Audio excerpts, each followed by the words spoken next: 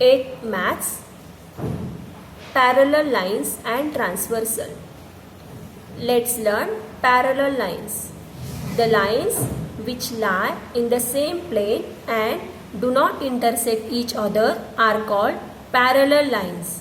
In the figure, lines P and Q are parallel lines. Symbiotically, we write line P parallel line Q. Let's learn transversal. If a line intersects two or more given lines in two or more distinct points, then the line is called transversal of those two more lines. In the figure, line L intersects line M and N in two distinct points X and Y respectively. Then line L is the transversal of lines M and N.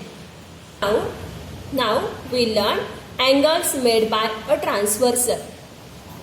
In the figure, line CH is the transversal of lines AB and FG. There are two distinct points of intersection, namely D and E.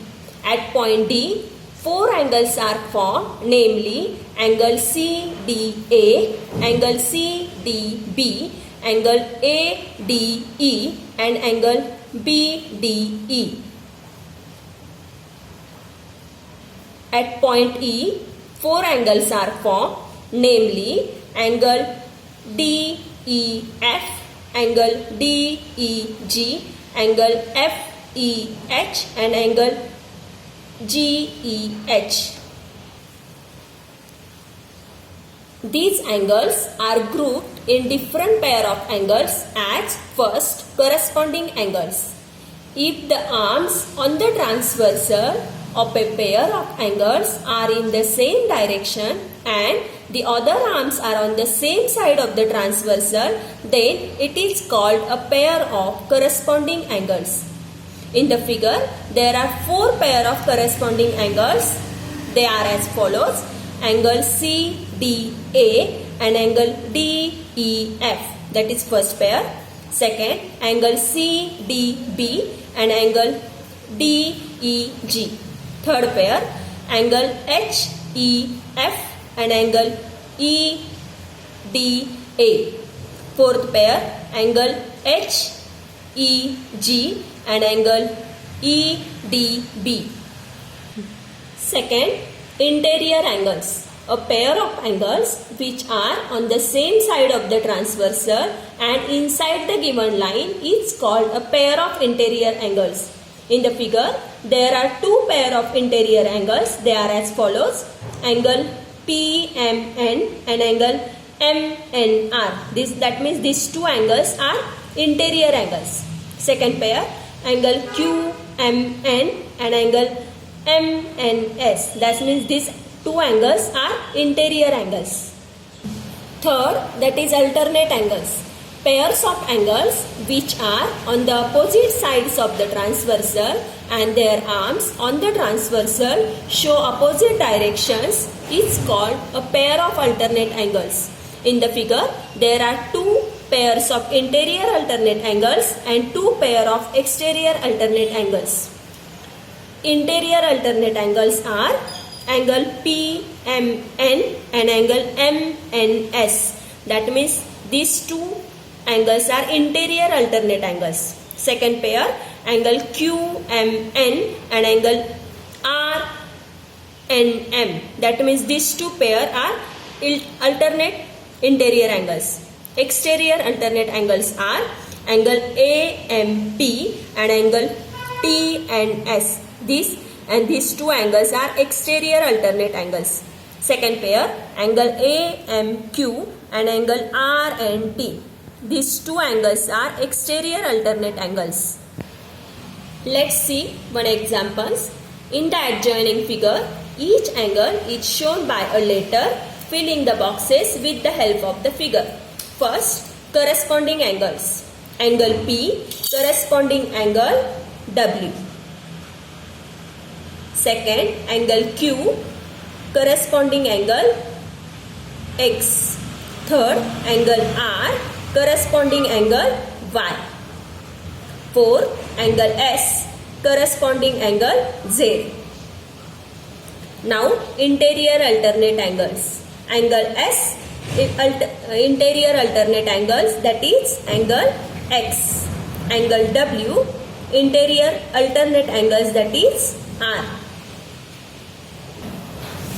Now we learn properties of angles formed by two parallel lines and transversal. First property, each pair of corresponding angles formed by two parallel lines and their transversal is of congruent angles. Second property, each pair of alternate angles formed by two parallel lines and their transversal is of congruent angles. Third, each pair of interior angles formed by two parallel lines and their transversal is of supplementary angles. In short, when two parallel lines are intersected by transversal, the angles formed in each pair of corresponding angles are congruent, alternate angles are also congruent, and interior angles are supplementary angles. Let's see examples on that. First example, in the given figure, line A parallel line B and line L is a transversal of that two lines. Find the measure of angle X, angle Y and angle Z using the given information. First, line A parallel line B and line L is the transversal. As these two angles are corresponding angles, therefore measure of angle X is 105 degree. Angle X and angle Y are congruent because they are vertically opposite angles. Therefore, measure of angle Y is also 105 degree. Angle Z and angle Y, angle Z and angle, these two angles are angles in linear pair. Therefore, their addition is or their sum is 180 degree. Therefore, measure of angle Z plus 105 is equal to 180 degree, as these are the angles in linear pair. Measure of angle Z is equal 180 minus 105. So measure of angle Z is equal to 75. Thus measure of angle X is 105. Measure of angle Y is equal to 105 degree and measure of angle Z is equal to 75 degree. Let's see some more examples. In the given figure, line P parallel line Q, line T and line S are the transversal. Find the measure of X, Y using the measures of angles given in the figure. Now see the solution. Line P parallel line Q and line T and S are the transversal. First, measure of angle A is equal to 40 degree, as these two angles are corresponding angles. Measure of angle X and measure of angle A is equal to 180 degree because these are the angles in linear pair. Of angle X plus measure of angle A, that is 40 degree, is equal to 180 degree. Measure of angle X is equal to 180 degree minus 40 degree. Measure of angle X is equal to 140 degree.